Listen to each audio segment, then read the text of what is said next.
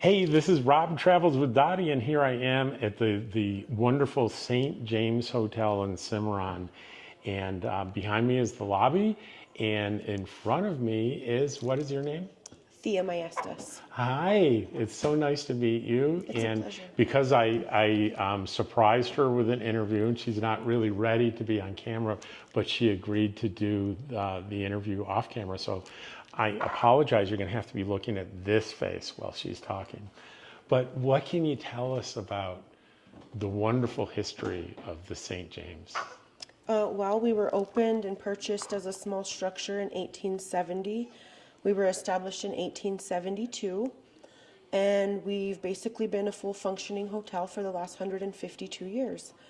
The history starts off with a Frenchman from the Union Army by the name of Henry Lambert that moved to a nearby mining town called Elizabethtown. He opened a small eatery there and eventually moved to Cimarron, purchasing and opening a small eatery here. And within the 10 years that he purchased it from 1870 to 1880, he built on and it became known as the Grand Hotel on this side of the Santa Fe Trail. Right, the Santa Fe Trail was a big deal because that was a major interstate highway of the time to go out west. And that meant a lot went on here with pretty famous people, right? Yes, we had lots of travelers coming through here of all sorts. We had outlaws, we had famous names of the time, and regular people of the community. You might recognize names such as Wyatt Earp, Bat Masterson, Jesse James, Annie Oakley, and Buffalo Bill Cody actually met here at the St. James and started their Wild West show out of Cimarron. So that's a fun fact. General Lew Wallace allegedly wrote part of his book, Ben-Hur, here at the St. James during his travels and stays here, in addition to a famous author of the time named Zane Grey. Right, Zane Grey. I know Zane Grey. It's fascinating to think all these characters stayed here. And I know that I've done a video here before, and the rooms that they stayed in have plaques showing they stayed in these rooms. And you also have original registers, right? Definitely. Where they definitely signed in. So this is no joke. These people were really staying here, and this place was a big deal back between 1870 and 1890 in the Wild West. And so it's a unique, big deal historical building for sure. It's just exciting to be here. There was a lot of violence here too, right? Yes, we have, with all of the documented people that stayed here, we also have documentation for at least 26 murders or shootings that happened here in the St. James or on the property. With that, if you picture a saloon in a movie based in the old Western days, it really was that here. There's bullet holes that date back to the turn of the 19th and 20th century, still existing in the ceiling of the saloon today. I know, I've eaten lunch in there, and I filmed right above me bullet holes, from serious bullet holes. It's like kind of mind-blowing to think about it. And so the other thing that's really interesting is it's on some of the top 20 lists of the most haunted places in the country and maybe the world. And have you ever had any creepy experiences here? I've had a few things happen. I'd say some of the most significant of them being I've heard whistling accompanied by what sounded to me like spurred footsteps through a window that connects the lobby to the saloon. I've had doors in the lobby open and close on me. I've had things fall off of shelves that have been sitting in place for forever. I think the most significant and most startling thing is a door slam. Most of my experiences have been mischievous, but I've never seen anything with my naked eye. Okay. So there's the famous room upstairs next to the poker room that you guys don't rent out to anybody and it's locked full time. Can you talk about why that is? So that would be TJ's room, also known as Thomas James Wright. He was a cowboy miner from Elizabethtown as well. He frequented the St. James due to the gambling, the women of the night, of course the saloon, and he was a regular from what we understand. And the night of his death, he allegedly won the hotel in a poker game against the owner of the establishment. So sometime after he won the game, he was shot in the back while leaving the poker room and headed back to his room.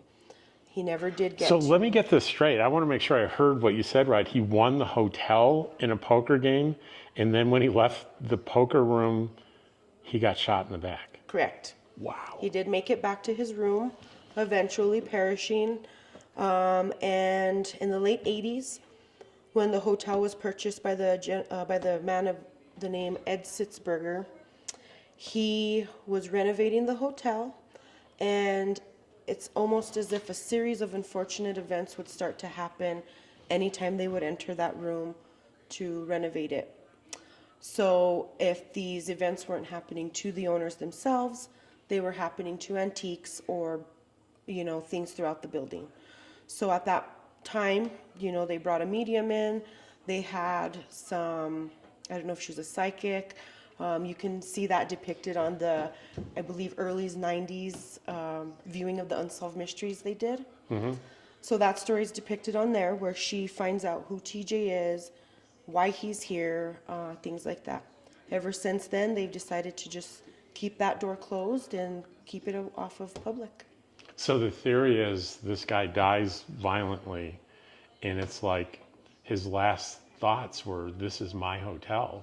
Absolutely. And he's like, "I'm not leaving." That's actually pretty convincing. It is, and it's one of the funner mysteries, I think, that brings people to the St. James. It's definitely something I don't know that we'll ever find out, some answers as to who shot him. I'm sure it's safe to say the owner had him shot, but Certainly there's motive, questions, but no proof. Definitely. Right? Motive, but no proof. So we're going to come back another time and make a request to be able to film inside the room, and that may or may not be granted. Who knows? But it's worth asking. But it's notable that the maintenance isn't here today, and they don't give you a key even to it. Right? One person and one person only has a key. Wow. So guys, maybe we'll see the inside of the room, but before we leave today, we're going to walk up and I'll just show you the outside of the room and the poker room. And we'll stand outside the room for a minute and try to will TJ maybe to give us a sign. Maybe he will, maybe he won't. But anyway, thank you. It's a pleasure. What a great interview. Thank you so much. Thank you. All right, take care. You too. Did I stop by? Now that is the poker room. They say he was shot leaving. Right. They say he was shot somewhere between the banister and his room. Okay. So in that hallway there, just where the banister starts there at the hallway and then works its way to the east. So he's going to be on the east hallway, room 18. Room 18. It's going to be on your right-hand side, closer to the end of the hallway. Got it. Okay. Thanks. So sorry, I should have. I thought I knew what I was doing, and it's marked TJ? Yes, it's marked TJ. Okay. We're going to go back and find.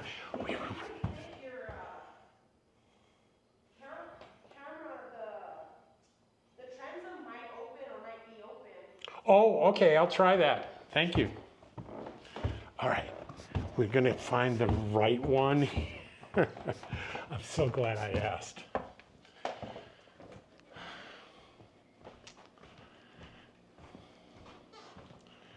So we need to find TJ's room.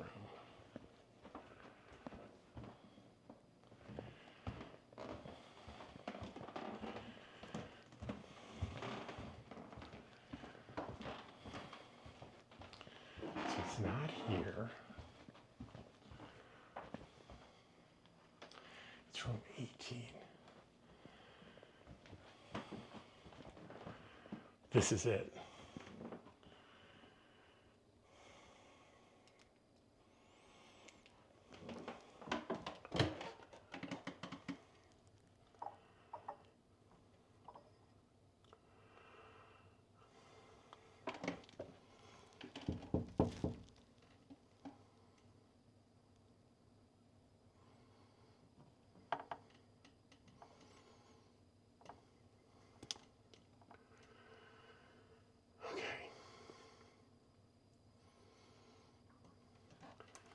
So this is the correct room.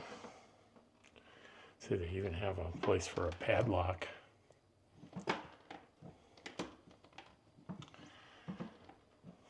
So TJ, I'll try this again. I want to be respectful. If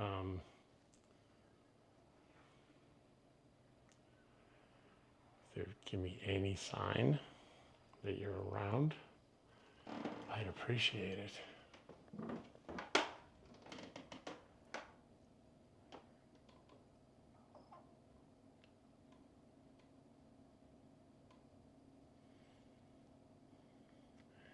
The camera's just, there's about a 1-inch gap between the top of at the top of the door. The camera's peeking through there.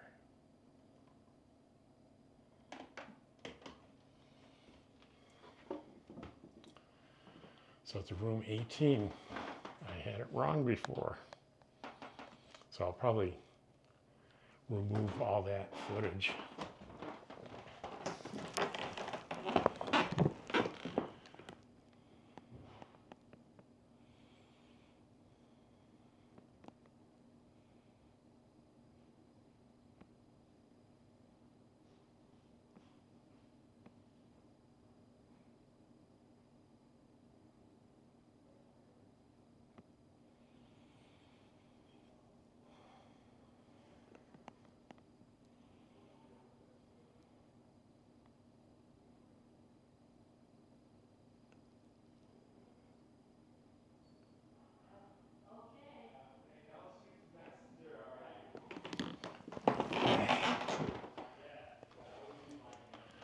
So next door, check who was next door to TJ here, Doc Holliday. And across on the other side, we would have just storage, room 20, and Mary Lambert here.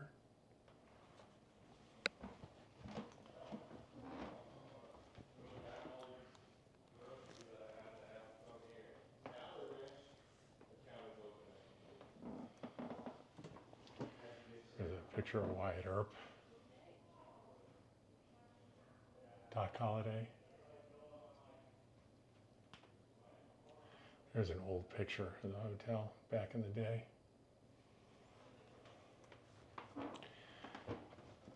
Then we have Wyatt Earp, of course, right across from Doc Holliday.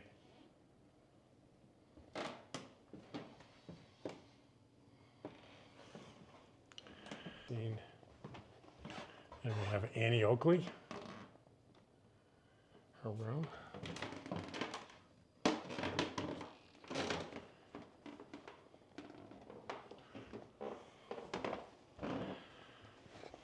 So we're going to retrace TJ's steps from the poker room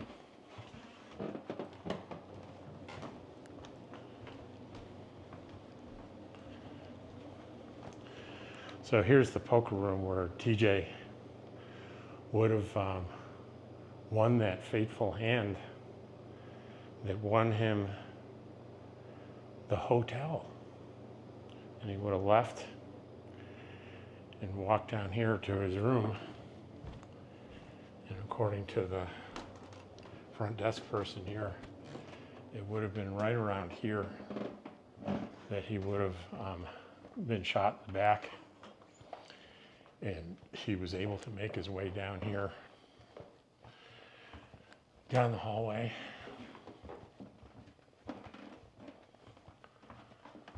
all the way to room 18, right here, where he died.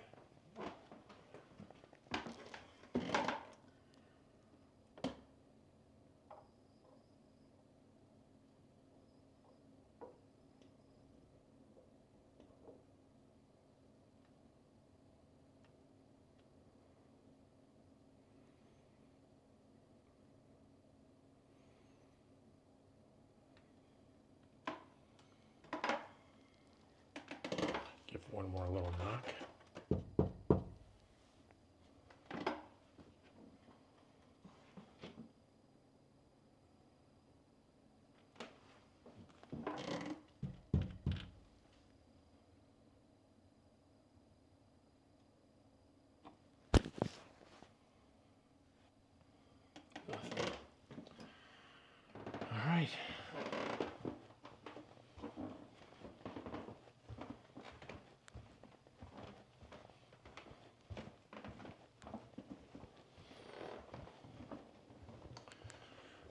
glance down the hallway.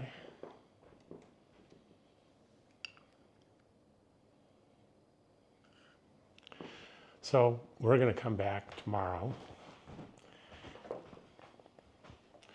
and see if we can get actually in the room, and might let us kind of camp in the room for a little while, see if anything happens.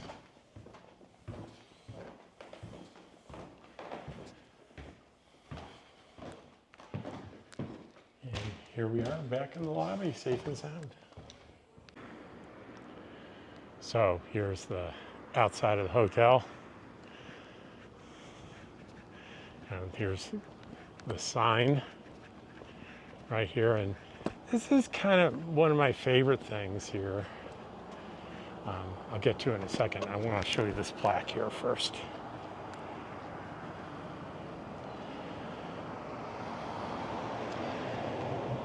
St. James Hotel, 1872 to 1880. Henry Lambert built this hotel in the 1870s.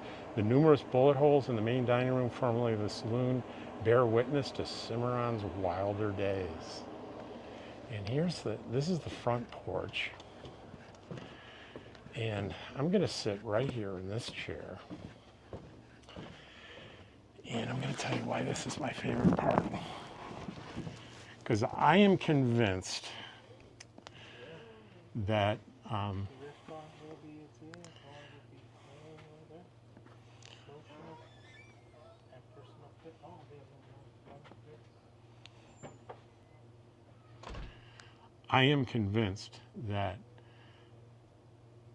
Wyatt Earp and Doc Holliday sat at one point right where I'm sitting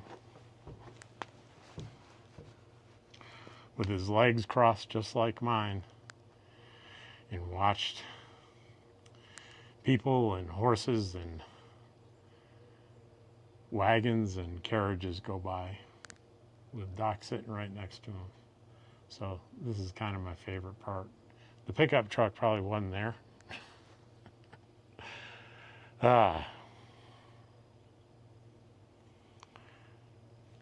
Well, I'm going to be back tomorrow, and she's going to give the maintenance guy, he's the guy that has the only key, and he's going to take a look at my channel and decide, hopefully, to let me into that room so I can show you.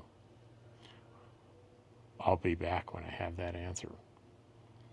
Well, hey guys, here I am, and behind me is the notorious poker room, and I did get permission and an escort to go into room 18, TJ's room, and it was a real honor to be able to do that. And I'm going to show you that right now.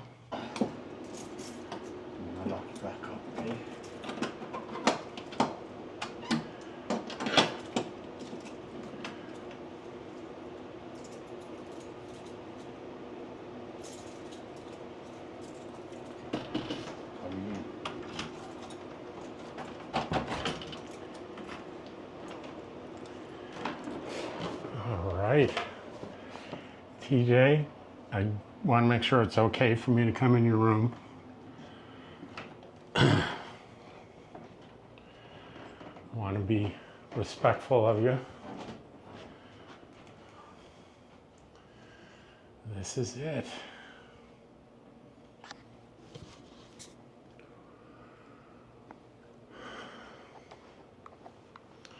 There's a lot of stuff around here. I hope it's okay if I'm filming your personal stuff here.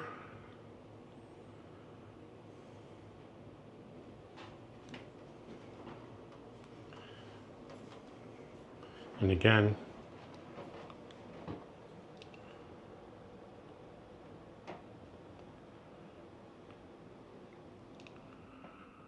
wow.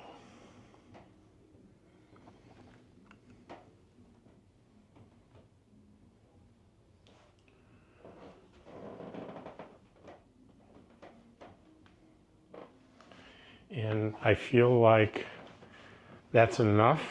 I've taken enough of your personal space and time. Thank you.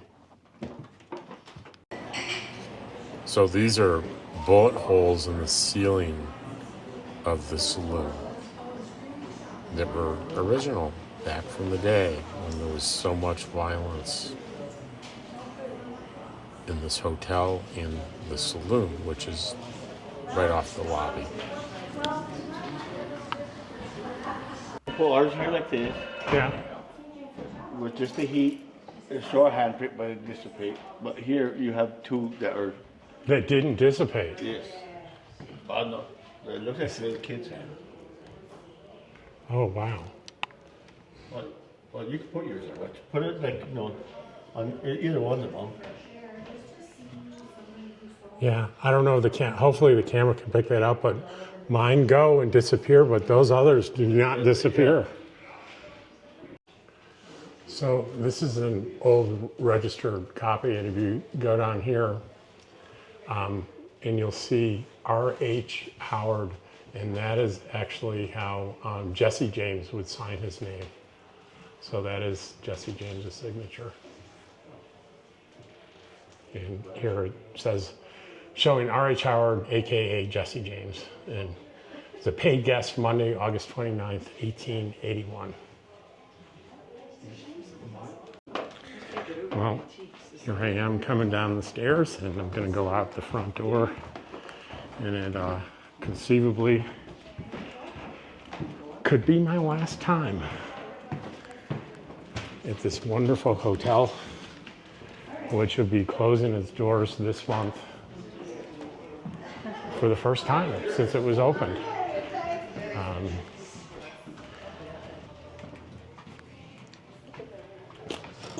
Oh, I'm sorry. So that was it. It's pretty crowded here today. I think probably, I'm going to guess there are a lot of people that are coming to get their last look before it closes. St. James Hotel. Hey, so this was the video I've been looking forward to doing for a really long time. I was very excited to get permission to get into that very famous room, room 18, and be able to film in there, and the privilege of having a longtime employee graciously agree to be interviewed. That was really terrific. And we're coming at you in September 2024, and it's going to close on September 17th. The property is up for sale, and apparently the owner has no intention to reopen it, even if not sold next year.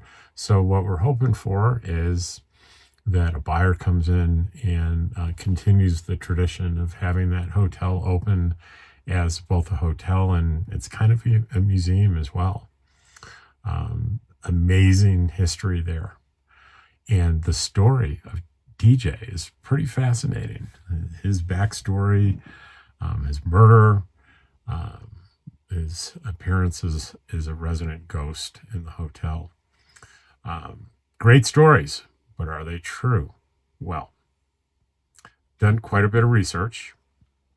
And I think that the famous characters that they say were there and stayed there in those rooms, there's a lot of evidence to back that up. I think those things are true. The bullet holes, those are genuine bullet holes. And there was quite a bit of violence at that location. Remember, this was back like in the 1880s, and this was the Santa Fe Trail in New Mexico, and the West was truly wild back then. But what about TJ and his story about winning the hotel in a poker game and getting shot in the back and taking up residence as a spirit there? Well, the evidence for that is quite a bit more scant. There's actually a guy that says he's a professional ghost hunter that said he got definitive proof that TJ showed up in the Albuquerque census years later, so it couldn't be true. But I looked at that evidence. Yeah, there's a TJ, the guy with the same name on the census list, but it's a pretty common name. So I'm not sure whether that's solid evidence that it's not true. On the other hand, there's no supporting evidence for the story really anywhere. And But either way, it's a heck of a story and a heck of a building. And I enjoyed doing it. And as always, I feel honored when you watch my videos. It means a lot to me. Thank you. And I will see you on the next one.